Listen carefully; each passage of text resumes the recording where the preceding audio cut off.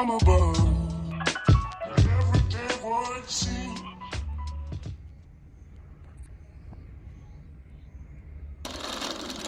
Hey guys, welcome back to another episode of Bike Talk with BikeLane. This is Bike Checks with Ed.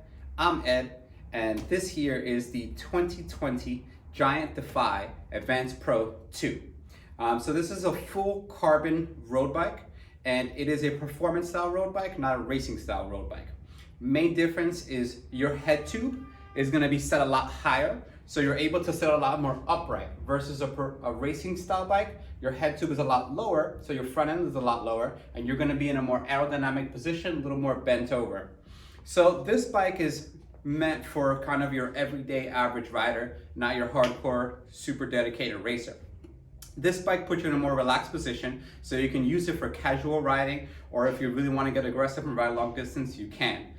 You can also use this bike for racing if you wanted to, but the main difference is again going to be the geometry and the position that the bike puts you in. So starting with the frame, this is a full composite frame. Giant stands behind all their composite components. So if you have any issue with any of Giant's carbon, you can send it right back to them. Just head over to your local dealer. So this is a medium-large frame, and Giant does medium, large, and small, and extra large, by the way. But the medium large is the only in-between size. So if you ride a large size bike and you wanted something a little more kind of twitchy and a little more handily, something that you can kind of throw around a little easier, you go a next size down. So the bike will handle a lot better with the tighter geometry. And vice versa. So if you ride a medium and you want something a little more relaxed, you can do a medium large, which will just have a longer top tube and you can feel a little more kind of chill on there. Jumping up to the cockpit, Giant gives you the SLR1 carbon diffuse handlebar. So the main difference between this handlebar and traditional handlebar, this is also carbon, is the flat top. So up top here versus a traditional handlebar, which is completely round, up top here is flat.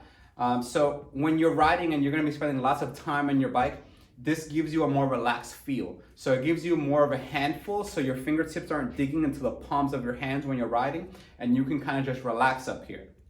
So that's really nice to have on a performance bike or an endurance bike. You have three different options of riding when you're on your handlebar, by the way. So you have your flats, you have your hoods, and you have your drops down here. So you're riding down here if you really want to get aggressive. You're mostly going to be spending time up here because this is where your brake levers and shifters are. And from spending lots of time on there, sometimes your back can get fatigued, your wrist can get fatigued, and that's when you kind of jump up here and relax when you have nice clean streets and straightaways.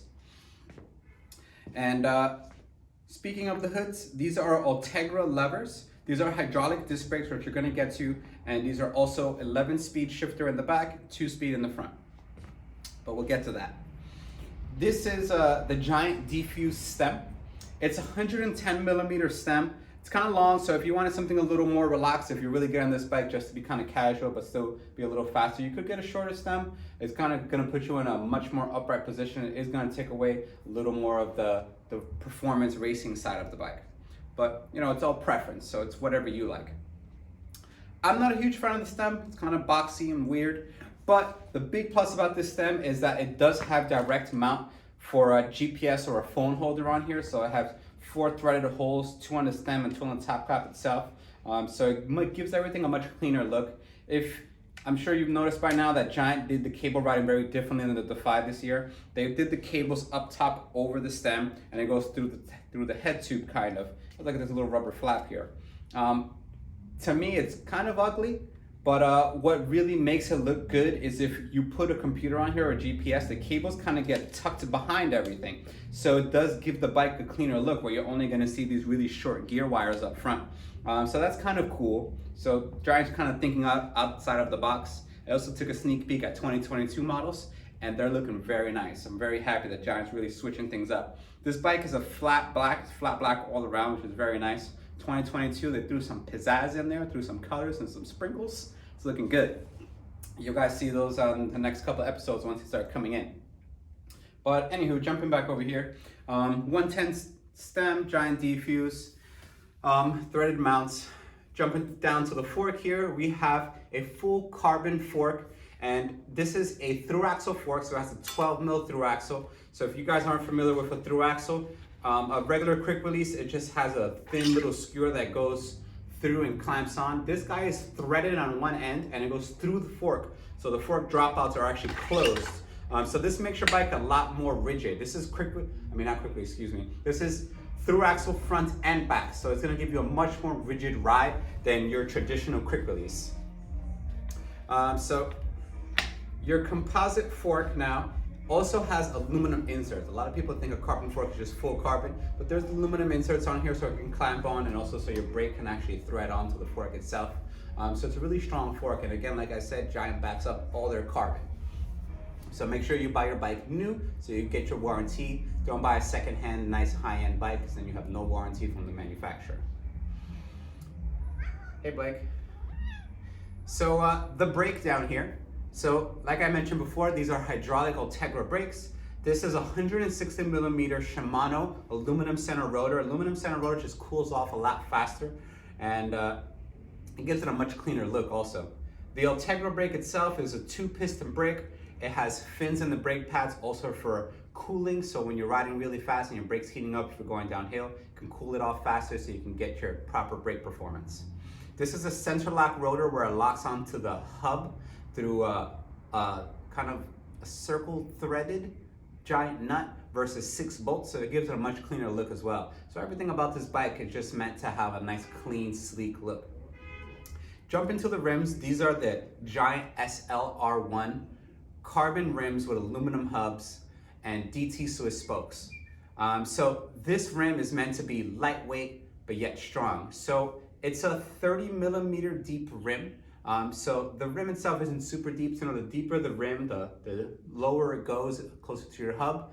The more wind you're gonna catch when you're riding on the road. Those rims are mostly meant for track racing, but a lot of people like the super deep rims. There's kind of a sweet spot in between. Like you can go to like 40, 45s, and you can still have a nice look, but it is gonna catch more wind when you're riding kind of, and it's a windy day, push it to the side, like you really feel it. I felt it on my TCR. But anywho, jumping back to that, the spokes in the front rim are laced radial, so it actually looks really good. It has two different lace patterns on each side of the hub, so it's a really clean looking rim. The tire on here, the tires are actually a really big deal. So these are the Giant Fondo 1s. These are Kevlar lined tubeless tires. These are 700 by 32C. So a traditional 700 by 32 looks a lot thicker. So this is kind of a narrow 32C. It's really just a smooth tread road tire. But the kind of weird part about it is that they're a very low pressure tire. These are 75 PSI, where normally a road tire will go up to 100 and 125. These are 75 PSI, so they're meant to be more comfort. So the thicker tire means you can run them at lower pressure. At 75 PSI, you can still get really fast, low rolling resistance, but the tires will still absorb the bumps and bruises of the road for you, so you won't really feel it in your bones when you're riding. But if you wanted to get more performance out of your bike and you wanted to go a little faster, you could put a higher pressure tire or just a skinnier tire that has more pressure. But the tires that come out here are just meant for comfort. Jump into the back. We have the same Fondo tire, 732, tubeless as well, same rim, SLR1. On the back, we do have the same hub that we have in the front, same lacing pattern. This is also quick release. In the back here, we do have a small rotor. It's a 140 millimeter center lock Shimano aluminum rotor with the same Integra hydraulic disc brake with the fins. So still gives it super slick look. We're gonna jump to the drivetrain now, which is really nice on here. So you have a full Shimano cable actuated drivetrain.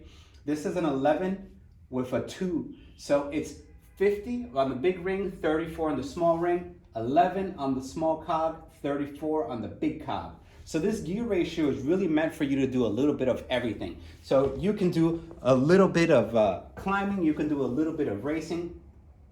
So the 34 on the back means that you can climb up things really easily. 34, if you want to put it on there, it's going to be super soft. You can really get up those hills.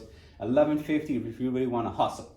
And then they also give you a 172.5 crank arm, which is pretty standard on most road bikes. The huge difference with the crank arms is that a longer crank arm now takes longer to come around, so you get more high-end, more low-end, high-end torque. With a shorter crank arm, you get more low-end torque. You can take off a lot faster. But they gave you kind of the middle, which is the sweet spot. If you're going to be spending hours on your bike, it is very important to spend hours processing what the proper drivetrain setup is for you. The gear ratios make a huge difference when you're out on the road and you come across a bunch of different obstacles. So you have to make sure that your bike is really set up for you, the style that you ride. That being said, I also highly suggest getting fitted for your road bike. If you're spending hours on your road bike, you want to make sure that everything is optimized for proper performance, and so it feels well on your body. Everybody's body is different. So the stang length, handlebar width, hood position, cleat position, which we're gonna get to pedals in a minute, seat height, you can slide the seat forward or back. All of these small things when you're spending hours on your bike makes a huge difference. I highly suggest getting fitted. If you guys don't have any fitters around you, I would definitely suggest taking a trip. You can even just ride your bike a couple of hours and head over to your local shop that has a fitting station. But jumping back to the drivetrain, Giant gives you a Shimano Integra long cage rear derailleur. It has some cutouts in it. It actually looks a lot thinner and lighter this year, and they look really good. Every year they do a couple of little things just to keep things relevant. Still do the same job at the end of the day. Up top here, the Shimano Integra front derailleurs, 2-speed derailleur. But the big plus about it, that Giant gives you a direct mount derailleur. So if you ever want to take off your front derailleur and want to run a 1x drivetrain on here, you just take off these 2 bolts with this little bracket that's on there, and your frame still has a really clean look, no markings. So you have that option if you ever wanted to do that. And then jumping over to the pedals. Pedals are a really big deal.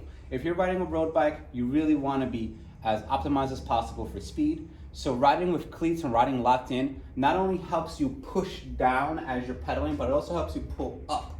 So a lot of people think that you're just locked in so you can just pedal, and like you're just locked in so you have to pedal. It's like you're running a marathon and somebody's watching you so you have to hustle. That's not the case.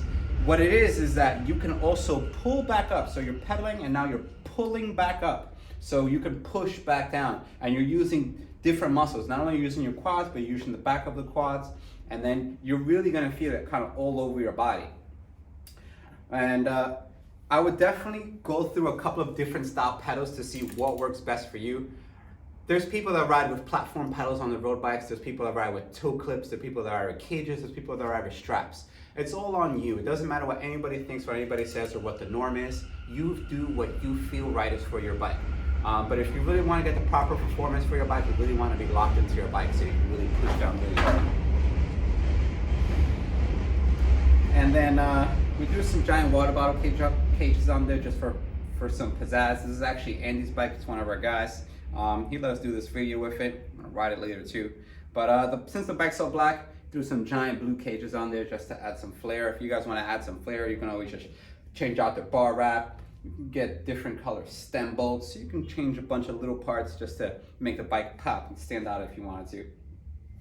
But jumping over to the seat here, we have the Giant Defuse seat post. It's a really nice seat post. It's a carbon seat post. Big plus is that your seat post has markings on there so you know what you're gonna set your seat post at. It's also flat in the back so it'll never shift. Your seat post is always gonna be centered, but you can never change out your seat post to any other style seat post because it is a Giant specific Defuse seat post, and so is the frame. So you have to use Giant seat post on here. But it's still a nice seat post, so I see no reason to ever upgrade. And then the saddle is the Giant Contact SL saddle. So it's also a carbon saddle, but the rails are chromoly. And it's a really nice racing style saddle. It doesn't really have much padding, but if you're riding with shorts, it'll do the job well. The seat itself is 140 millimeters wide and 260 millimeters long. So it looks pretty sleek. It doesn't look super crazy on here. But if you're riding your bike more casual around the city, I would definitely suggest upgrading the seat so you don't have to worry about wearing your padded shorts all the time. And that pretty much wraps it up. If you guys have any questions or concerns, please comment. I love all the feedback. I love all the people giving me all the questions and all the concerns. I'm here for you guys. Just don't forget to subscribe. That keeps me motivated. It keeps my videos relevant. And stay tuned for more videos to come. Thank you guys.